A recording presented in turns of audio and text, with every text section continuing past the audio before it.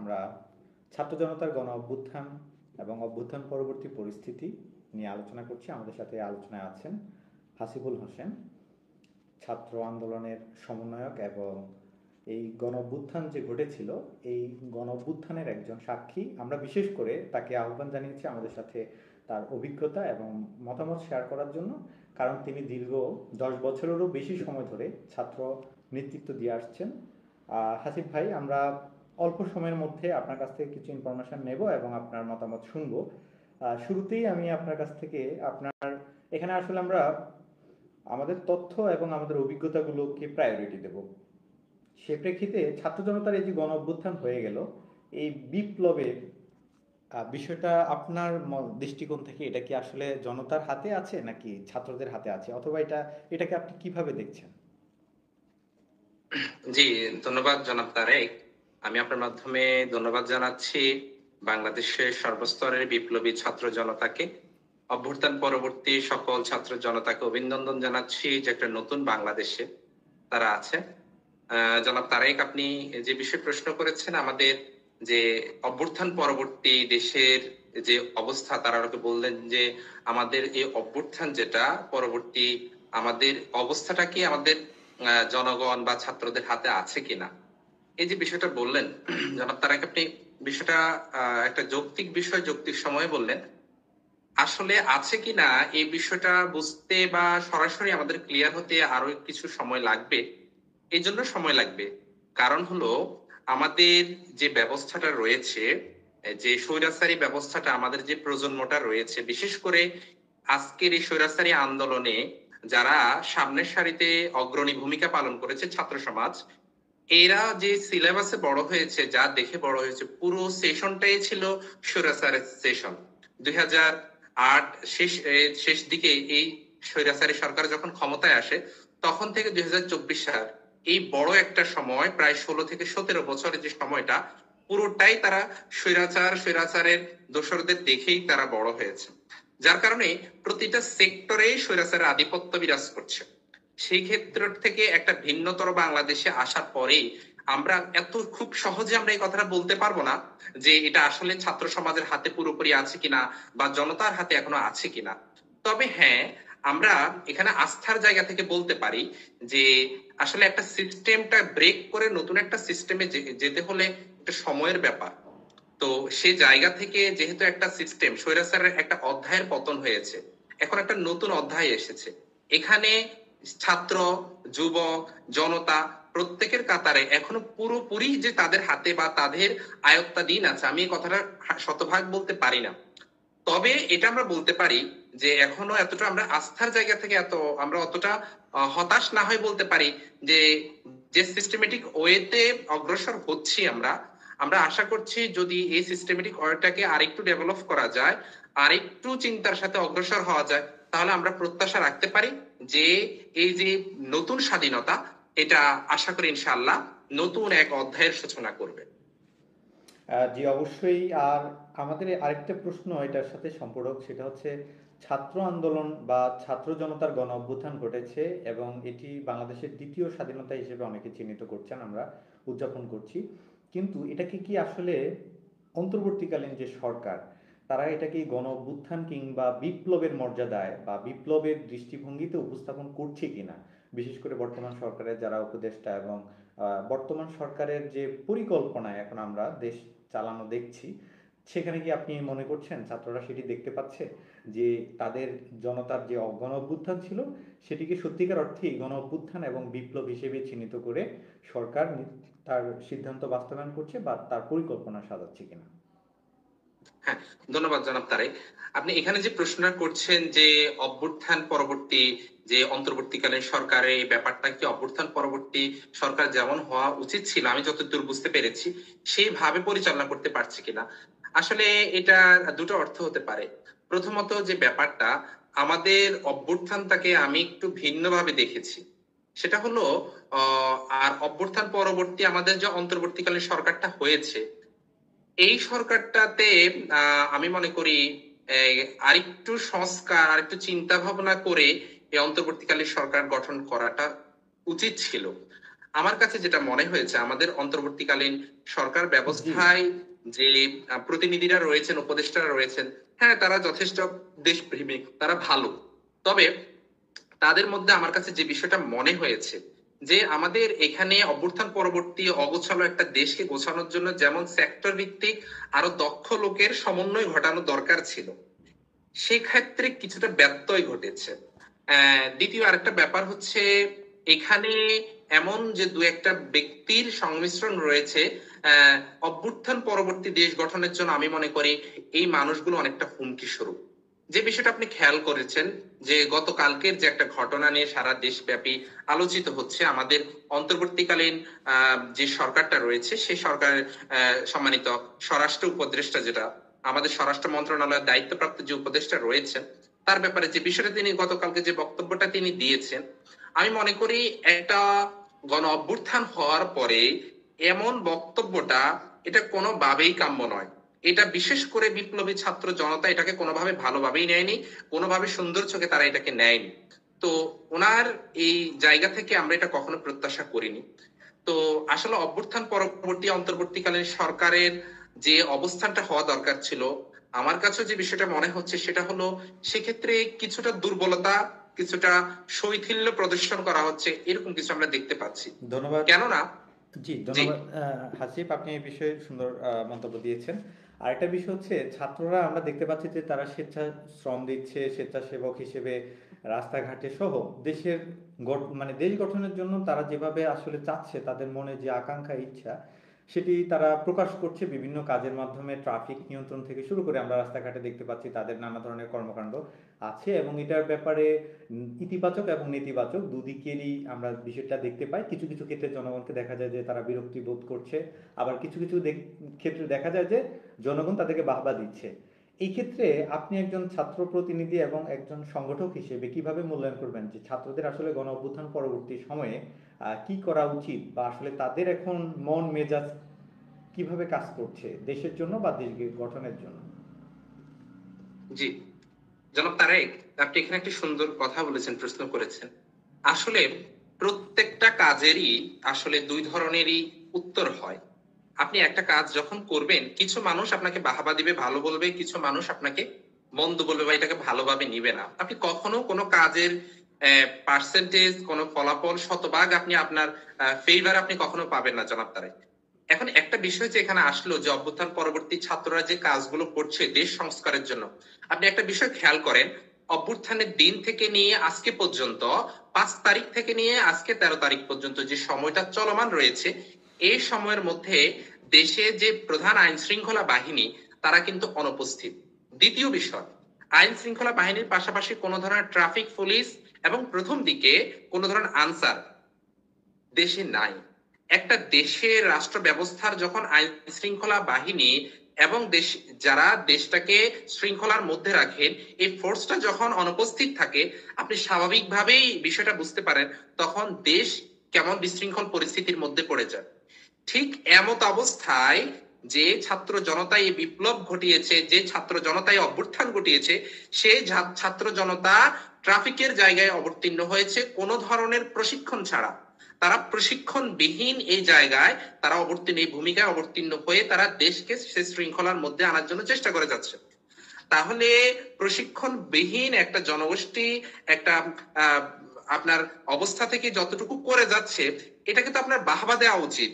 এখানে তো আসলে আপনি যারা নেগেটিভ ভাবে চিন্তা করছে, আমি কোনোভাবেই তাদের পক্ষে নেই।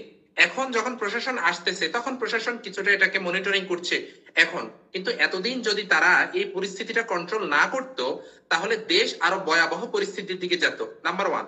নাম্বার টু, আপনি দেখতে পেলেন যে এই পরিস্থিতির পর, পরিবর্তনের পর পর যে দেশের বিভিন্ন সেক্টরে ছাত্ররা, আপনি স্বাস্থ্য খাত বলেন, তার পরবর্তীতে আপনি বাজার মনিটরিং বলেন, এক্ষেত্রে বলতে পারেন তাদের তো আসলে প্র্যাকটিক্যাল কোনো অভিজ্ঞতা এখানে নেই। তারপরেও তারা সেখানে যাওয়ার কারণে অন্তত একটি বিষয় ক্লিয়ার হয়েছে, জনসচেতনতা সৃষ্টি হয়েছে জনাব তারেক। সুতরাং আপনি এই ক্ষেত্রে পুরো দমে এই ব্যবস্থাটাকে, যারা বলছে যে এখানে শিক্ষার্থীরা এটা কতটুকু সফল ব্যর্থ, আমি মনে করি এখানে কত পার্সেন্ট ঠিক বেঠিক এই বিষয়টা, ইকুয়েশনটা করার এখন সময় না। কিন্তু এই দুর্যোগ মুহূর্তে ছাত্র সমাজ পুরো দেশকে একটা বিশৃঙ্খলতার হাত থেকে যে বাঁচিয়েছে, তার জন্য আমি মনে করি অন্তর্বর্তীকালীন সরকার কেন প্রশাসন ব্যবস্থা সবাইকে, ছাত্র সমাজকে স্যালিউট করা উচিত যে তারা একটা বিশৃঙ্খলার হাত থেকে এই দেশকে, এই দেশের মানুষকে তারা মুক্তি দিয়েছে।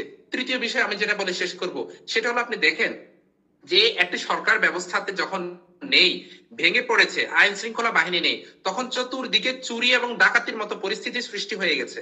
সেখানে প্রত্যেকটা জায়গায়, পাড়া মহল্লায় ছাত্র জনতা, শ্রমিক, যুবক, তরুণরা ঐক্যবদ্ধভাবে একত্রিত হয়ে তারা নিজেদেরকে এখানে স্বেচ্ছাসেবকের ভূমিকা অবতীর্ণ হয়ে তারা বিনা পারিশ্রমিকে তারা সমাজকে, পাড়া মহল্লাকে তারা পাহারা দিয়েছে। এই বিষয়টাকে আপনি অবশ্যই প্রশংসার জায়গা থেকে দেখতে হবে। আর যদি আপনি সে জায়গা থেকে না দেখে যদি আপনি ভিন্ন চোখে দেখেন যে এটা কতটুকু ভালো হচ্ছে, এটা তো আগেই ভালো ছিল, তাহলে মনে করতে হবে যে যে যারা এই ধরনের কথা বলবে তারা প্রকারান্তরে স্বৈরাচারকে তারা সমর্থন করছে। জি, ধন্যবাদ জনাব হাসিব। এখানে আরেকটা গুরুত্বপূর্ণ প্রশ্ন, আমার মনে হয় অভিজ্ঞরা এই প্রশ্নটি করে থাকেন বা তারা এটা নিয়ে আলোচনা করছেন, যে রাজনৈতিক যে একটা শূন্যতা তৈরি হয়েছে, এই রাজনৈতিক শূন্যতার কারণেই কিন্তু মানুষের মনে এখন শঙ্কা বা সন্দেহ অনেক বেড়ে গিয়েছে। বিশেষ করে আমরা দেখতে পাচ্ছি গত কয়েকদিন থেকে দেশের পরিস্থিতি আবারও ঘোলাটে হতে পারে কিনা বা গণ অভ্যুত্থান বিপ্লব বেহাত হয়ে যায় কিনা, এ নিয়ে অনেক ধরনের শঙ্কা সংশয় সৃষ্টি হয়েছে এবং অনেকেই অনেক ধরনের কথাবার্তা বলছে নিয়ে। কিন্তু এই যে এই বিষয়গুলোতে তো আসলে শিক্ষার্থী বা সাধারণ ছাত্র বা জেনারেশন জেড বলতে যাদেরকে বোঝানো হয়, তারা এত গভীর জ্ঞান রাখেন না। আমরা ইতিমধ্যে দেখেছি সোশ্যাল মিডিয়াতে তাদের বিভিন্ন ধরনের মন্তব্য। বিশেষ করে যেহেতু এই জেনারেশন একটা সময়ে অনেক বেশি রাজনৈতিক বিমুখ ছিল, রাজনীতি পছন্দ করতো না, সে এই সময়টাতে দেশ গঠনের জন্য আসলে বা এই রাজনৈতিক শূন্যতা পূরণের জন্য তাদের কি আসলে অত গভীরভাবে চিন্তা করা বা শিক্ষা নেওয়া বা তাদের চিন্তা পরিকল্পনাকে সাজানোর মতো সেই মানসিকতা আছে কিনা? আপনার এই যে মাঠ পর্যায়ে গিয়ে আপনার কি মনে হয় যে তাদের এই মানসিকতা আছে যে তারা রাজনৈতিক কোনো প্ল্যাটফর্মের সাথে যুক্ত হয়ে দেশ গঠনের কাজ করবে, নাকি তারা এইভাবে আসলে যেভাবে সময়ের স্রোত যাচ্ছে সেই স্রোতের সাথেই তারা চলতে থাকবে? কি মনে হয় আপনার? জি, আহ জনাব তারেক, আমাকে শুনতে পাচ্ছেন? জি জি, শুনতে পাচ্ছি। জি, আপনি যে বিষয়টা বলছেন, হ্যাঁ, এটা সত্য যে আসলে স্বৈরাচার পরবর্তী যে সময়, অভ্যুত্থান পরবর্তী সময়ে একটা রাজনৈতিক শূন্যতার সৃষ্টি হয়েছে। তবে আমি আপনাকে আশ্বস্ত করতে চাই যে আশা করি আমরা যেটা প্রত্যাশা রাখছি, আমি একটা কথা প্রথমে বলেছি, আমি এত দ্রুত হতাশ হতে চাচ্ছি না বা আমি অনাস্থা জ্ঞাপন করতে চাচ্ছি না। আসলে প্রত্যেকটা জায়গারই, প্রত্যেকটা সরকারের বলি আমরা, প্রত্যেকটা সেক্টরের শতভাগ আসলে আপনার আমাদের কাঙ্ক্ষিত যেটা আমরা প্রত্যাশা করি, প্রত্যাশার জায়গায় শতভাগ ফিল আপ হয় না। তবে সেটা যদি শতভাগ না হয়, তারপরও যদি আমাদের প্রত্যাশার জায়গার কাছাকাছি হয়, তাও আলহামদুলিল্লাহ। সে জায়গা থেকে আমি এতটুকু আপনাকে বলতে পারি, আমরা পুরোপুরি যদি অনাস্থা বা হতাশ না হয়ে যায়, তাহলে আমরা আমাদের অন্তর্বর্তীকালীন সরকারের উপরে এতটুকু আস্থা জ্ঞাপন করতে পারি এবং যে পরিস্থিতিটুকু তারা যদি আমাদের পূর্বের যে পরিস্থিতি ছিল সেখান থেকে উত্তরণ করে যদি একটি সুন্দর মুক্ত চিন্তার এবং গণতান্ত্রিক ভাবে প্রত্যেককে প্রত্যেকের ব্যক্তি স্বাধীনতা, মত প্রকাশের স্বাধীনতা যদি দিয়ে এই পরিবেশটা যদি সৃষ্টি করতে পারে, তাহলে অন্তর্বর্তীকালীন সরকার যেটা চাচ্ছে বা আমরা তাদেরকে যেটা তাদের কাছে প্রত্যাশা করি যে একটা সিস্টেমের একটা চেঞ্জ নিয়ে আসা, পরিবর্তন নিয়ে আসা, সেটা তারা যদি সেই ব্যবস্থার পরিবর্তন, পলিসি মেক করে যদি অবস্থাটা পরিবর্তন করতে পারে, ততদিন আমি প্রত্যাশা করি এই যে রাজনৈতিক একটা শূন্যতা সৃষ্টি হয়েছে, এটা পুরোপুরি না হলেও অনেকাংশেই এটা আপনার পরিবর্তন হবে এবং আমাদের শূন্যতাটা পূর্ণ হয়ে যাবে, আমি প্রত্যাশা রাখতে পারি। কারণ হলো আসলে স্বৈরাচার দীর্ঘদিন আমাদের উপর চেপে থাকার কারণে যে ব্যাপারটা ঘটেছে, সেটা হলো সুস্থ ধারার যে রাজনৈতিক চর্চা, এটা দীর্ঘদিন করতে পারে নাই। বিরোধী রাজনৈতিক মতগুলো তাদের চিন্তার স্বাধীনতা, তাদের কথা বলার স্বাধীনতা, তাদের মত প্রকাশের স্বাধীনতা, সব স্তরের মানুষ সেটা হারিয়ে ফেলেছে। সেই জায়গার যদি এখন পরিবর্তন হয়ে যেটা শুরু হয়েছে, এটা যদি চলমান থাকে, এই পরিস্থিতি যদি বিদ্যমান থাকে, একটা নির্দিষ্ট সময় যদি বিদ্যমান থাকে, তাহলে আমি প্রত্যাশা রাখি যে ছাত্র জনতা মিলে নতুন যে বাংলাদেশের উদ্ভব ঘটিয়েছে, তাহলে সেই জায়গায় এই শূন্যতাটা খুব দ্রুততম সময়ে কেটে যাবে আমি প্রত্যাশা করছি, ধন্যবাদ। যদি সকল ষড়যন্ত্র থেকে যদি আমরা আমাদের দেশকে রক্ষা জি। করতে পারি, মুক্ত করতে পারি ঐক্যবদ্ধভাবে, তাহলে আমি মনে করি যে সেই শূন্যতাটা কেটে যাবে। জি, ধন্যবাদ জনাব হাসিব। আমরা একেবারে শেষ পর্যায়ে চলে এসেছি। আমার সর্বশেষ একটি প্রশ্ন থাকবে, সেটি হচ্ছে এই যে বিপ্লব পরবর্তী সময়ে আপনার দৃষ্টিকোণ থেকে, আপনার বিগত সময়ের অভিজ্ঞতার আলোকে, আপনার দৃষ্টিকোণ থেকে এই সময়ে ছাত্রদের আসলে কোন কাজটি প্রথমেই করা উচিত বলে আপনি মনে করেন, বা কোন কাজটি তাদের এখন প্রায়োরিটি লিস্টে রাখা উচিত? আচ্ছা, ধন্যবাদ তারেক। আমি আসলে, যেহেতু এটা আপনি স্পেসিফিকলি ছাত্রদের কথাই বলেছেন, তাহলে আমি সেই জায়গা থেকে, আমি যেহেতু দীর্ঘদিন ছাত্র রাজনীতির সাথে জড়িত, তো সেই জায়গা থেকে আমি একটা বিষয় উপলব্ধি করেছি, আমি জাস্ট ওই বিষয়টাকে ফোকাস করে আমার কথা শেষ করব। সেটা হলো, আমাদের ছাত্র রাজনীতি স্বৈরাচার আসার পরে যে ব্যাপারটা ঘটেছে, আমাদের ছাত্র রাজনীতি যেটা, সেটা কলুষিত এক অধ্যায় তৈরি করেছে তারা। তারা ছাত্র সংগঠনগুলোকে তাদের একটা ফোর্স বা বাহিনী হিসেবে ব্যবহার করেছে ক্ষমতায় টিকে থাকার, লেজুর ভিত্তিক যে রাজনীতি বাংলাদেশে চলমান, সেটাকে টিকিয়ে রাখার একটা ফোর্স বা বাহিনী হিসেবে তারা ছাত্র সংগঠনগুলোকে ব্যবহার করেছিল। সে জায়গা থেকে আমরা একটা বিষয় দেখেছিলাম, যে আসলে আমাদের বিরোধী মতের রাজনৈতিক যে ছাত্র সংগঠনগুলো রয়েছে, তাদেরকে কখনো এক প্ল্যাটফর্মে এসে কথা বলা বা পরস্পরের মত প্রকাশ করে, চিন্তার মত প্রকাশ করে তারা পরস্পর এক মঞ্চে আসার, কথা বলার কোনো সুযোগ কখনোই দেওয়া হয়নি। এতে করে যে বিভেদের যে প্রাচীর তৈরি হয়েছে, এই বিভেদের প্রাচীরটা ছাত্র রাজনীতি, কারণ আপনি এটা জানেন যে যারাই আজকে ছাত্র রাজনীতিতে নেতৃত্ব দিচ্ছে, আগামী দিনে এরাই সামাজিক রাজনীতি, এরাই দেশের জাতীয় রাজনীতিতে এরাই ভূমিকা রাখে। যখনই এই ছাত্র রাজনীতির জায়গায় দেয়াল বা পার্টিশন দেওয়া হয়ে গেছে, তখনই এখান থেকে গড়ে ওঠা মানুষগুলো যখন জাতীয় রাজনীতিতে যাচ্ছে, তখন তারা একই ব্যবস্থাটারই অ্যাপ্লাই করছে জাতীয় রাজনীতিতে। সেই জায়গা থেকে আমি আপনাকে একটা আশার বাণী শোনাতে চাই জনাব তারেক, যে আপনি হয়তোবা খেয়াল করেছেন, গতকালকে টিএসসি তে আমাদের বর্তমান অন্তর্বর্তীকালীন সরকারের উপদেষ্টা জনাব নাহিদ হোসেন এবং আসিফ মাহমুদ ভাই, তাদের উপস্থিতিতে টিএসসি তে সকল ছাত্র যে সংগঠনগুলো রয়েছে, তাদের প্রায় 32টা ছাত্র সংগঠনের প্রতিনিধিদেরকে নিয়ে একটি সমন্বিত মিটিং হয়েছে, যেখানে তারা আন্তরিকতার সাথে প্রত্যেকে কথা বলেছে, প্রত্যেকে প্রত্যেকের মত প্রকাশ করে পরস্পরের প্রতি তারা আন্তরিকতা এবং হৃদ্যতাপূর্ণ আচরণ করেছে। আমি আপনাকে একটু এই বিষয়টাকে এভাবে বলতে চাই, যে এটা একটা নতুন বাংলাদেশের, এটা একটা নতুন স্বাধীন বাংলাদেশের একটা নতুন অধ্যায়ের সূচনা করবে ইনশাআল্লাহ। যেহেতু সেখানে প্রত্যেকটা ইসলামী এবং বাম ডান সকল ছাত্র রাজনৈতিক সংগঠনগুলো সেখানে ছিল, এবং তাদের পরস্পর আন্তরিকতাপূর্ণ সেখানে আলোচনা হয়েছে, এবং ঐক্যবদ্ধভাবে এই স্বাধীনতাকে রক্ষা করার জন্য তারা সেখানে সিদ্ধান্ত গ্রহণ করেছে। তাই আমি আপনাকে এই কথাটা নির্দ্বিধায় বলতে পারি, এই যে সংস্কৃতি, কালচার তৈরি হচ্ছে, এটা যদি লং টাইম সাস্টেইন করে, তাহলে আমরা যে স্বপ্ন দেখছি, বৈষম্যবিহীন একটি সমাজ, বৈষম্যবিহীন একটা দেশ এবং সাম্য, মানবিক মর্যাদার একটি রাষ্ট্র আমরা প্রত্যাশা করছি। আমরা আশা করি ইনশাআল্লাহ আমরা এমন একটি দেশ আমরা ফিরে পাবো, এবং আমরা সহ আমাদের পরবর্তী প্রজন্মকে আমরা একটা সুন্দর একটা সমাজ উপহার দিতে পারবো জনাব তারেক। ধন্যবাদ জনাব হাসিব। আমরা এ পর্যন্ত অনেক গুরুত্বপূর্ণ বিষয় শুনলাম। সবাইকে ধন্যবাদ। আমরা আজকে এখানে শেষ করছি। নিশ্চয়ই পরবর্তীতে কোনো একটা লাইভে আমরা আবারও গুরুত্বপূর্ণ ব্যক্তিদের সাথে আলোচনা করব। সবাই ভালো থাকবেন। ধন্যবাদ অডিয়েন্স। আপনাদের সবাইকে স্বাগত জানাচ্ছি আমাদের এই প্ল্যাটফর্মে। আপনাদের সবাইকে ধন্যবাদ।